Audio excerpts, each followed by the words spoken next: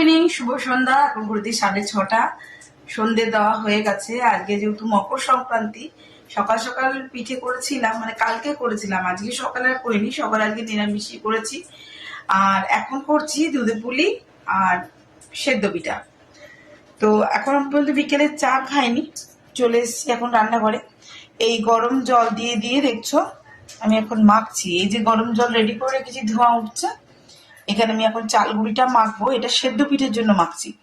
তো চলো ব্লগটা এখন থেকে শুরু করি। আশা করবো তোমাদের আজকের ব্লগটিও আমার বেশ ভালো লাগবে, সঙ্গে থেকো। সো আর একবার বলি, আমি অসীমা ডেইলি ব্লগিং চ্যানেলে আবার কি নতুন ভিডিও দিয়ে আপনাদের সকলকে আবার একবার স্বাগত। আশা করবো আপনারা সকলে বেশ ভালো আছেন, সুস্থ আছেন, যে যেখানে আছেন আর যেখান থেকে আপনারা আমার ভিডিওটি এখন দেখছেন। আমরাও ভালো আছি। আর আজকে মকর সংক্রান্তির দিন পিঠে বানাতে শুরু করে দিয়েছি, চলুন সঙ্গে থাকুন। যেখানে চালের গুঁড়ি মাখা হয়ে গেছে আর এখানে সেদ্ধ পিঠে করতে শুরু করে দিয়েছি। এখানে আমি করছি কাঁচা নারকেলের পুর দিয়ে, ওদিকে বেটি করছে গুড়ের দেওয়া, খেজুর গুড় দেওয়া নারকেলের পুর দিয়ে। তো এটা কমপ্লিট করে আমি ধরবো সেদ্ধ পিঠের বানানো। তো বন্ধুরা, অনেকক্ষণ ধরে হয়ে গেল, দেখো আমার সেদ্ধ পিঠে কমপ্লিট। এদিকে আমি আবার মেখে নিয়েছি চালের গুঁড়ি, আর এখানে শুরু করে দিয়েছি চুষি তৈরি করা। এই যে করছি দেখো। এবার অনেকক্ষণ ধরে যেহেতু করছি আর আমার একটু মানে কোমরটা ব্যথা ব্যথা করছে, আর তার সঙ্গে আমি 2 রকম দুধ, আমার গরুর দুধ চলে এসছে, আর সঙ্গে আমার ডায়েরি চায়ের দুধটা গরম করা হয়ে গেছে এদিকে আর কি। তো চলো চাটা করে নিয়েছি নিজের জন্য। তো একটু চাটা খেতে খেতেই বাকি পিঠেগুলো এবার করবো। এখনো পাটিসাপটা করতে বাকি আছে আজকে। এখানে আমার দুধের চুষি দেখুন বানানো হয়ে গেছে, অনেকগুলো টাইপেই করেছি। এই যে এখন দেওয়া হয়ে গেছে, এখন এটা আমি হালকা হালকা হাতে ফুটতে দেবো। এদের এখন বেটিকে শেখাচ্ছি। এইগুলো তৈরি করেছি আমি এতক্ষণ ধরে, বেটি পড়তে গেছিল, নাহলে আমার সময়ও তৈরি করতো। তো চলুন এটা রেডি হোক, তারপর তো দেখাচ্ছি। তো এইদিকে আমার দুধে পুলি একেবারে কমপ্লিট। উপর থেকে একটুখানি গুড় ডেকোরেশনের জন্য দিয়ে রেখেছিলাম, হালকা একটু চিনি দিয়েছি। আর তোমাদের সঙ্গে তো শেয়ার করা হলো না যে দুধের পুলিগুলো কেমন বানিয়েছিলাম, অনেক রকম ডিজাইন করেছিলাম। যাই হোক, আর এদিকে আমার বেটি করছে দেখুন পাটিসাপটা। বেটি কেমন লাগছে জেসিকা? ভালো লাগছে। মা খুব বকছে। মা তো বকবেই, থালার মতন কত বড় বড় করেছে। একদিন জানতাম না, প্যান্টটা কভার করে দিয়েছে, জানতাম না। ঠিক আছে। আর এখন করছে মিঠি এটা মাখা সন্দেশ আর এই সাদা নারকোল দিয়ে পাটিসাপটাটা হচ্ছে। আমার দুধে পুলি কমপ্লিট। আর আমার অনেকগুলোই করেছে দেখুন, 3-4টে পাটিসাপটা করেছে। আর আমি ওই যে সেদ্ধ পিঠে হয়েছে এটার আপনার এই 1 ক্যাসারোল হয়েছে। চলুন তবে কটা হলেই আমি একটু সরু চাকলিটা ভেজে নেবো। এখানে হচ্ছে সরু চাকলি বেশি হবে না, যদিও ব্যাটার বেশি নেই। তো এখানে দেখুন বেটি পাটিসাপটা গুলো করেছে, ভালোই করেছে। এই যে এখন সরু চাকলি করছে বেটি, 2টো হয়েছে। আর এই যে এখন একটা তাওয়াতে দিয়েছে। আজকে সরু চাকলি ব্যাটার বেশি নেই, এই যে এইটুকুই আছে।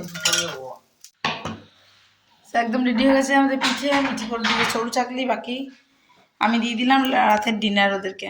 সো বন্ধুরা, এখন সময় হয়ে গেল 12টা 10। তোমাদের সঙ্গে পিঠেটা আজকে বিকেল থেকে মানে শেয়ার করলাম ভিডিও, আজকে ব্লগটা। তো এখন টাইম 12টা 10 হয়ে গেছে, কিন্তু ডিউটি আমার এখনো শেষ হয়নি।